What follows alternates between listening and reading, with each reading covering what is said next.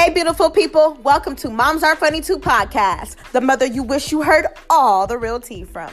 I am your host, Jessica Amber Hutnall, CEO of Moms Are Funny Too. My foundation of my company is my inspirational clothing brand, Glory Zone, along with several different popular collections such as Jayla Rose collection, women, men, and children collection. I am a working mother, content creator, actress, and comedian. Tune in every week to get your cup of energy because, baby, I am the definition of good vibes. I'm leaving my mark to inspire parents, entrepreneurs, and everyday people across the globe to become their true selves.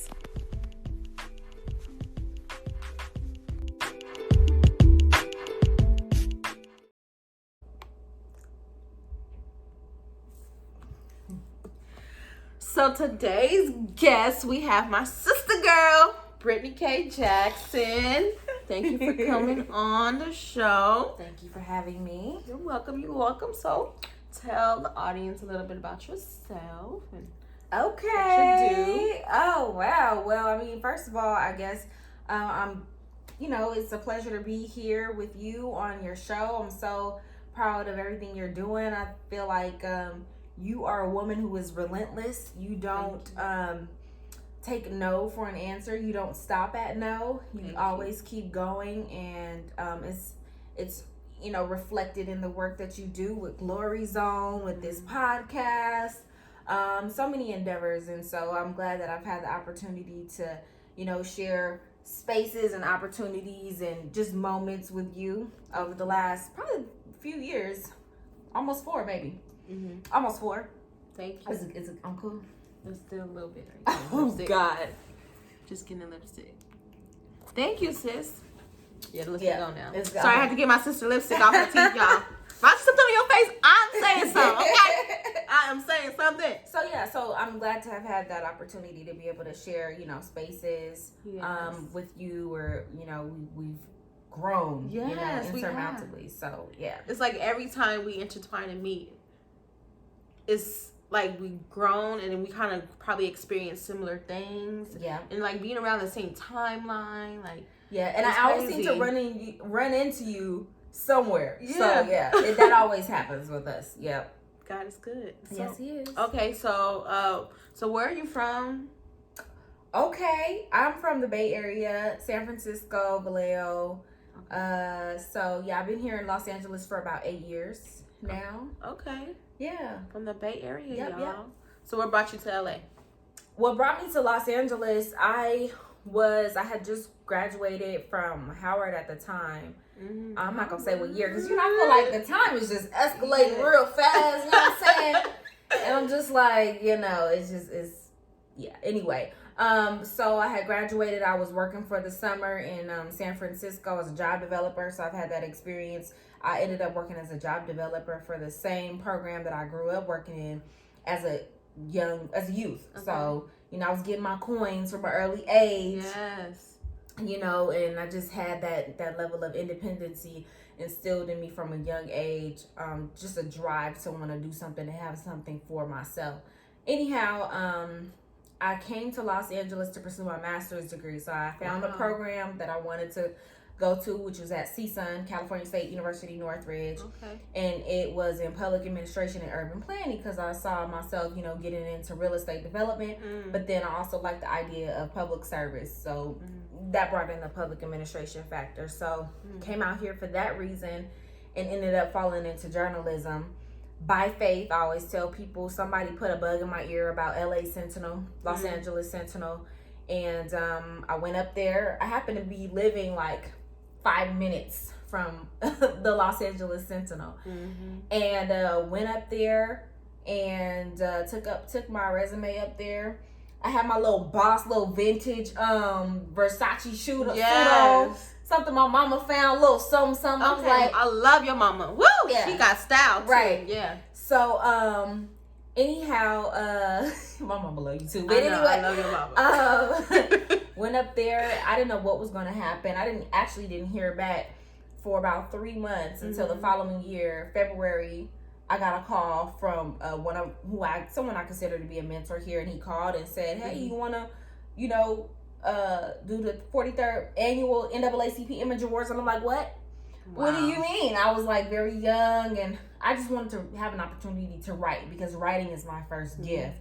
But that actually led to me kind of being put on camera at that time, and I was nervous, but I did it. So anyway, that's what brought me out here, long story short. That's amazing. Okay, so we know a little bit about your journey. So what are the things that you're doing now? Like, what kind of business do you have? Can you tell the audience? I mean, obviously I know, but I have to ask you these questions like I don't know. Okay. So I have a company, SAS Media Group. Is an all-female visual production company, and I've had that for a few years now. I'm currently restructuring the company because I want it to be a little bit more distinguished in terms of how I provide services. But I opened that company to be a platform for women who are working in front of and behind the scenes for their gifts to be able to flourish. So, when I am working on a particular project, I'll hire women who are videographers, editors, photographers, maybe a graphic designer, and then myself also, being self-taught in a lot of those different gifts just from journalism. So that was my way of empowering women who are working in tech, design, media, and entertainment. And so then now that company is going to be specific more to like events, conferences, weddings, and I started a sister company, Storytell Her Productions. So that'll be more TV, docu-series, and film. Okay, amazing. Yeah. So what are some like life challenges that you've been through that made you like who you are today, and why are you so just, because you have a drive, like you're relentless as well, like you can go through something and you may not be like completely open about it, but like sometimes I can kind of just tell or feel and like, but you still manage to keep a smile on your face, you still manage to show up and be there for others. So like tell us more, like what are the things that you've been through that made you who you are today? Well, I guess we have to kind of just center on what this particular episode is about, which is love and healing. So I hate to answer a question with a question, but why did you decide to have this topic, love and healing? I think that'll better help me answer for me question. Because there's a lot of people in just society now, I just feel like a lot of people are like lost. I feel like a lot of people are doing things for instant gratification. I feel like a lot of people don't really know who they are. And then also I feel like some people's past either can make them or break them. And that's why I'm always interested in like knowing people's story, because I just feel like everybody is a rose that grew out of concrete, regardless if you were born into a rich family or not. So love and healing thyself, especially just seeing, oh my God, social media now and just the TV, particularly with women, are just kind of degrading themselves. And I just feel like you're such a strong woman, and I feel like sometimes people, but with both of us, I feel like women may feel intimidated by us just because we carry ourselves with this. I can't explain it. You just have to be in our zone, in our presence to feel it, and you have that. So that has to come from within. It doesn't come from putting on makeup. It doesn't come from putting on nice clothes. So that's why my question is to ask you, like, what, I feel like as always, you have, like, what did you go through to make you who you are? Well, I think, Do you get me? I get you. I think that who I am today has a lot to do with my experiences, the experiences that I've had that were not always good, because there's even times now where I'm not the strongest, but I know the difference now between when I am feeling weak, not to put my need to be strengthened in something else. Because before, in periods and times of my life where I was weak and I was vulnerable and I was looking to fill a void, which is what my book is about. Yes, indeed. That's which we'll get to. Yeah, we'll get to that. But when I felt that urge or felt that need, my go-to was either, a man, a relationship, a vice, and it wasn't the healthiest thing. So now when I feel those times coming on where maybe I'm stressed about work or I'm stressed about something that's going on in my life, now I know, okay, well, I need to press into the word. Because I know for me, one day without the word would have me revert back to little Cookie. And it's like, what I'm trying to say, like, listen, baby. So, I have to remind myself to stay rooted. And I don't always get it right. Yeah. And I think that, right, nobody is ever going to get it right. But I think that so long as we lead by example, when we do things that we know better, when we know better, we do better. Yes. And when we catch ourselves or find ourselves in a space where we have backslidden, having some sort of conviction about that. Yes. So that we can catch ourselves or have somebody to be able to catch you, that won't hold you accountable. Accountability partners, everything. Absolutely. So I think is for me right now is just knowing the difference. So the challenge is, there have been many. Yeah. There have been many. None of us will endure this life without any challenges. Yeah. If I ever meet anybody to say different, I would want to wonder why. Yeah. Yeah. So if I ever met anybody who said different, it would be like, okay, that what world are you living in? Right. Yeah. Right. That's what I'm saying. Like, that's why I even brought up, it doesn't matter if you were born into a rich family, because people think that happiness is having money. Right. And they fail to realize how many people are miserable with no cares of financial issues in the world. Mm-hmm. And growing up in poverty, I feel like money is the only thing that he can solve all my problems. Yeah. But it's not, because at the end of the day, I still have to go through the motions. I still have to be rooted and know who I am. So when all that comes, whether I have it or not, I'll still be Jessica. I'll still be able to stand 10 toes down on my feet. Like, absolutely. You're not making it. We're not to make it our God, because biblically, it does say it answereth all things. Exactly. It's a tool for us to be able to, do the will of the Lord. It's a tool for us to be able to do so many different things. And to be able to use our gifts, but so long as we don't idolize it, and or know how to use it, right? And we'll get to that too, because I have a lot of things I want to talk about. Yes, indeed. Let's get into it. So, since you have brought up the void, let's talk about your book.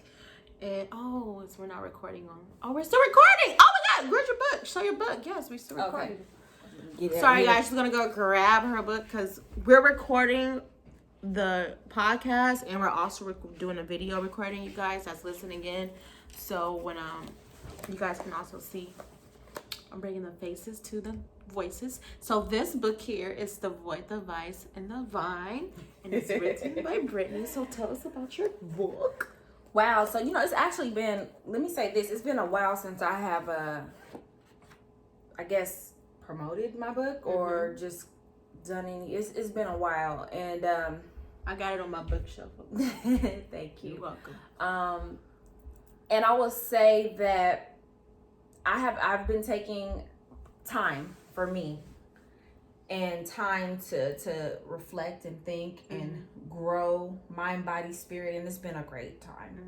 I haven't been on social media. I've been really loving that. That's good. And throughout this time, God has still shown me that His hand has never left me. His hand, I'm still in the palm of His hands. His hand is still on my life, and that He's honoring my submission to the process. Yes. Right? Because in order to submit to the process, you have to have a willingness to be humble, And I said, okay, I'm going to submit to this process. I'm going to do whatever you say do, so that you can elevate me and not me elevate me. Yes. We try to skip ahead and go ahead of Him. You try to skip ahead, go ahead of Him, look like a chicken with your head cut off. Right. Or you get offers from the world, because it's let me show you this. Why don't you do this? Why don't you do that? No, that's your will. Worldly offers, not my will. I mean, sorry, that's your will, not God's will. So, I had to make a lot of tough decisions, a lot of hard decisions, have a lot of hard conversations, and back people up off of me. Yeah. You know what I'm trying to say? Yeah, I do. And it was important. It was important. And so what I noticed is, as far as this book, I was getting people who were randomly texting me, like, such and such, my boyfriend, when I went on a trip, he was reading your book. And I just wanted to share with you, and sent me the picture. Wow. I had a guy friend, and this you know, I wrote this with women in mind, but I wanted to provide real life examples for men as well, that may apply to men. And I also got a text from one of my buddies who I worked with previously, and he said, you know, thank you for your honesty. So could you give the audience a little summary about what the book is, just for those who haven't read it? Right. Okay, so it's called The Void, the Vice, the Vine, the Spiritual Guide to Overcoming Sexual Sin. And this was a book that it was very needful for me to write.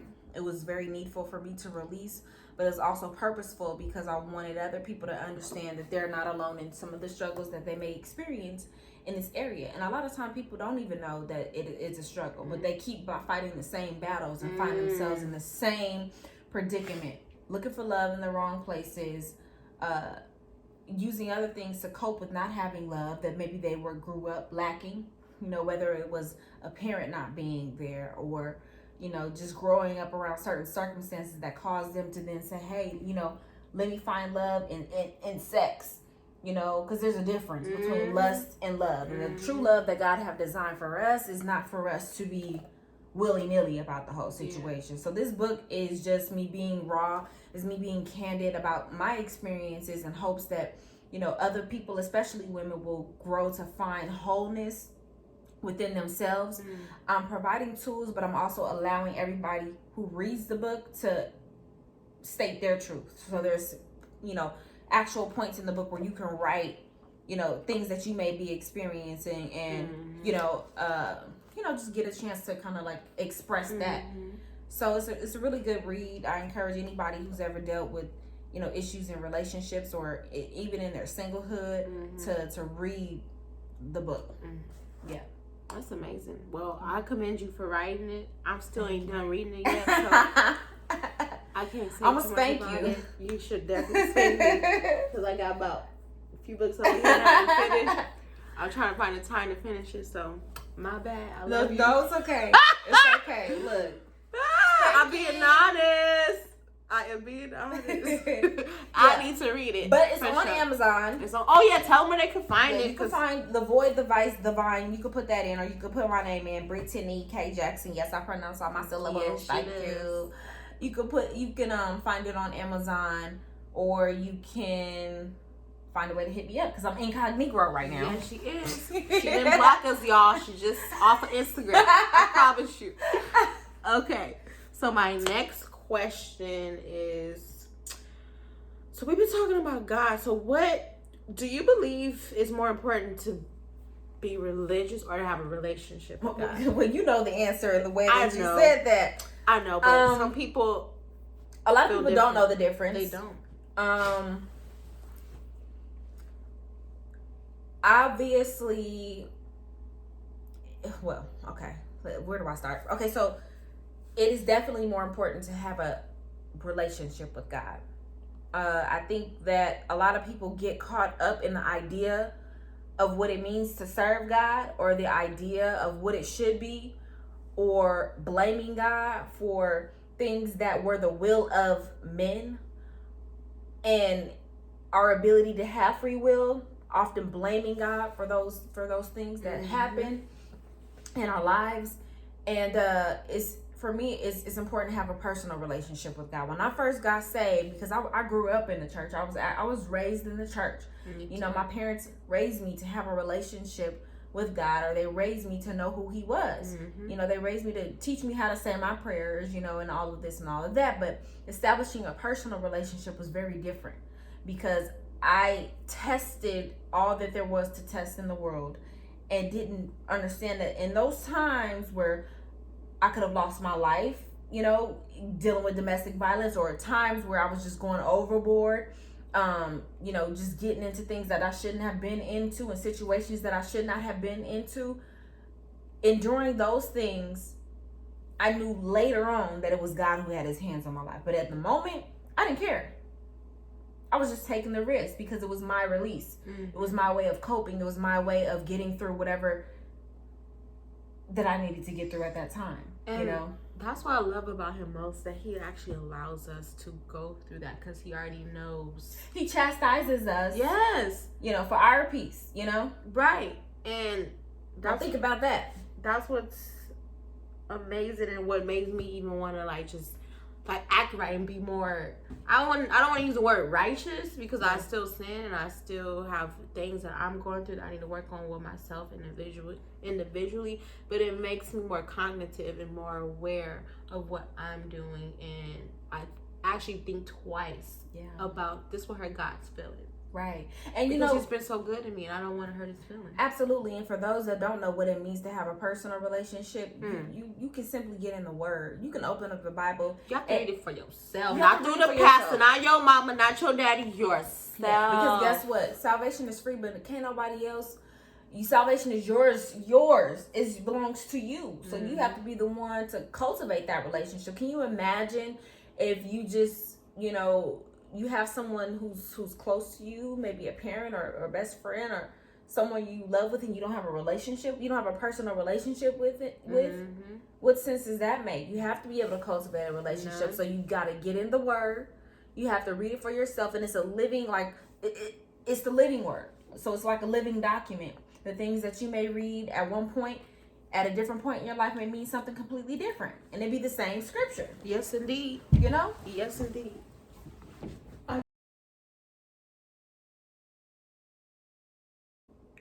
It is a place of truth, of honesty. Glory Zone is a place where you can connect directly with the throne of God. It is a place where you can be true to who you are. It is a place without judgment. It is a place that requires you to go to the next level. It's not a place of complacency either. Because how could you be in the glory zone and be complacent? So it is a place that builds you, builds your character, builds your strength. It gives you grit. It gives you courage. It gives you reassurance that you are on the right path. And it's like a continuous light. It's not a light at the end of the tunnel. It's just a continuous light. Yeah. That is everything. Because I struggle with what is it that God wanted me to do with my clothing line. You know about this story. And I was like, when I first started off, I had some start t-shirts, some funny sayings. But this my baby rock, and these breasts are for my baby, and breast milk waist. And I'm like, what am I doing here at this business? Because God gave me the name one. Moms are funny too. So I'm like, why did you give me this name? Because people tell me, oh, you're funny. I guess I consider myself a comedian now since I've done stand-up twice. Right. I'm working on it. I'm just so like, I don't know. I think I was in that place of didn't want people to judge me, because it's like, how can I say I love the Lord and stuff like this, but then go on stage and talk about other things that may sound a little vulgar, but at the end of the day, we're all humans, we're all people. So I'm at the place now where I kind of don't care what anybody else thinks or say, because at the end of the day, nobody knows me behind closed doors. Absolutely. Nobody knows the relationship I have with God. Nobody knows what God is doing with me. Heck, sometimes I don't even know what God is doing with me. Yeah. But that's where me being sometimes still. He won't tell us. Okay. Until we're ready to receive it. Exactly. Yeah. So it's amazing to hear everything you said about Glory Zone, because I swear there's no wrong answer. Like, that's why this thing is oh my God, it gives me chills and it gives me hot, because he's doing something here with this. And like, I was going to name the whole podcast Glory Zone, but I was like, nah, because I think it would already throw people off, not even wanting to listen to it. Because everybody, as soon as they hear Moms Are Funny too, they're like intrigued. They want to know more about what I do. But as you listen to more in depth, it's going to impact. I feel like this is going to impact in a way I didn't see coming. Because he'll definitely use the foolish things to confound the wise. So you just stay ready. I'm like, who am I, Lord? Who is so? That gave me chills. Like, that was amazing. Yes. So what are some things you do to stay in your glory zone? Well, at this point, like I said, it's necessary for me that I stay connected to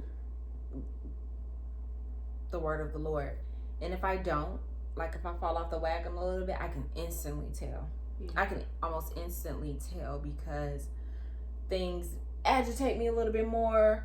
You know, the person complaining is just like, look, I don't want to deal with it. I have less patience. I have a very low tolerance. I have a low tolerance for mess anyway, just based on some of the things that I've experienced. And sometimes you have to watch that because it can make you bitter. It can make you hardened. And I never want to be hardened. I do want to protect myself, but not so much so that I'm oblivious to an opportunity to maybe minister to someone or an opportunity to tell someone about the love of God, or even just to be myself. You know, I don't want to be so hardened that the core of who I am gets lost. Right. So, you know, right now the stage of what that I'm in is really mastering what it means for me to sustain my emotional, physical, mental, financial health, okay, and at the same time ensure that I am not prey to any of the enemy's devices. That part. Period. Yeah. So I'm finding what that unique balance is, so that when I do make myself available again for whatever reason, that I can better navigate that. You know, there was a scripture, God calls us to be, you know, as wise or as shrewd as serpents, but as humble or meek as a dove. That's a unique balance. You know what I'm trying to say? So for me, in this season, it is about being shrewd. You know, it is about being wise, because it means that I've learned from my lesson, and it means that I'm taking that information and implementing it into my life here today and moving forward. You know, and prayerfully, and I believe, you know, it will get me to a place where I'm reap the benefits of that. Right. You know, because otherwise you're dealing with a whole bunch of mess. You're dealing with, you know, people who may not mean you well, but smiling up in your face. I learned that a lot in these past few years, especially when both of us be in entertainment business. Yeah. Girl. And if you're a giving person, or, you know, if you're a person who is had people genuine, staying here with me, all kinds of girl. Stage left. Goodbye. I'm telling you, Stage friends left. turn into foes. Friends you wouldn't even think you would not be friends anymore, but they show their true colors. Yeah, and finding healing in that, because like I said, you don't want it to harden your heart. Yeah. You know, so then if you do run across the person, how you doing? How you doing? I can speak to anybody. I went to my class reunion. Yeah. I was hugging people that I wanted to punch. I grown, okay, girl. I was like, hey, how you doing? How you doing? I hugged everybody. Right. And the people couldn't take it, except for one person, maybe two. Yeah. There's two people. Right. The Lord said, look, God can deal with you, but I don't gotta deal with you. I saw someone at an event last night, and I was just like, you know, I didn't feel anything. You know how you get like your spirit be vexed? My spirit was not vexed. I stood tall. They might have been shaking in their boots. Yeah. Because I'm standing in my truth, and I'm not going to allow you to manipulate me anymore. No. I'm not even going to allow you to bring that energy my way. I'm going to keep you at a arm's length. Yeah. I'm going to dab on you vertically. I'm going to vertically dab on you. Keep it vertical. Shout out to Joe. Yeah. Yes. That's who's the never Joe is. I'm vertically. Oh, I have a friend. Keep it vertical. She has her clothing line. Okay. Keep it vertical. That's her whole thing. Like, just Keep that straight. Keep it straight. Straightforward. You feel me? We don't want nothing over here horizontal. That's negative. Going left and right. Ain't got time. Like Beyonce, to the left, to the left. We're going straight and narrow. Straight. Glory zone. Okay. Well, anything else you would like to talk about or? I mean, being that this is about love and healing, I would just encourage everyone to really take some time to reflect on what space they are in at this point in time.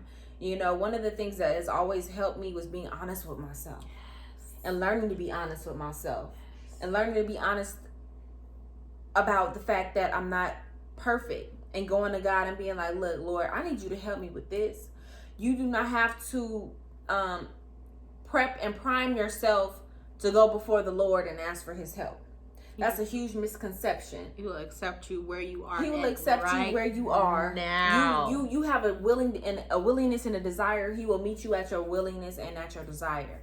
And that's essentially what I want people to know who are thinking about going on the healing process or learning how to love themselves, is learn how to be honest with yourself. And whether or not you are right or wrong, admit when you were wrong.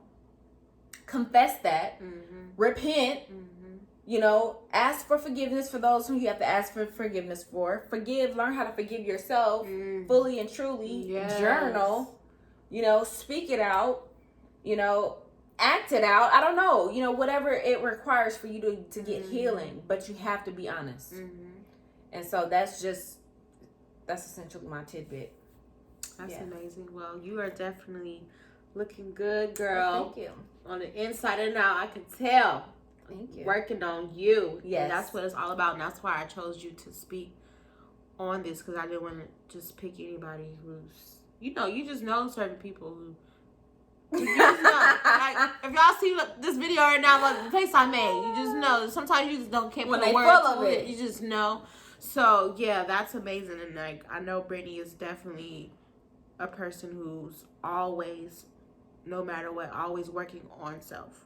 And that's why I appreciate her, because when you work on self, you can give that to others and absolutely and inspire others to do the same thing. And that's part of the reason why I also was taking a break from social media, because how could I be giving to you and fighting so hard to post this? I didn't want no pressure as far as none of that was concerned.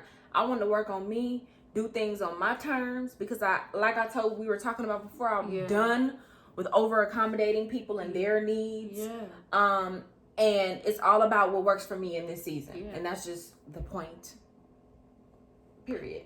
Well, that concludes today's episode, everybody. Appreciate you guys for tuning in. Brittany, where can they find you?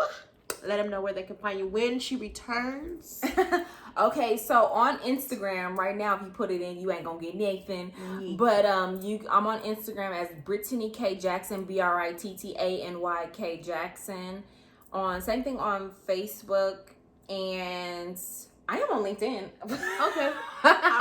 Is LinkedIn out, you guys? Do we still use that? Girl, I'm using that as a learning tool. I'm getting my business acumen up. You feel me? Learning my financial terms, getting my, Okay. Well, about time I think they listen to this episode, you might be back on, because we're going to see how long it's going to take me to get this. I just might be back on at that time. So that's where you can find her, you guys, and you can put the face to the voice that you hear. And just stay tuned, because this woman is great.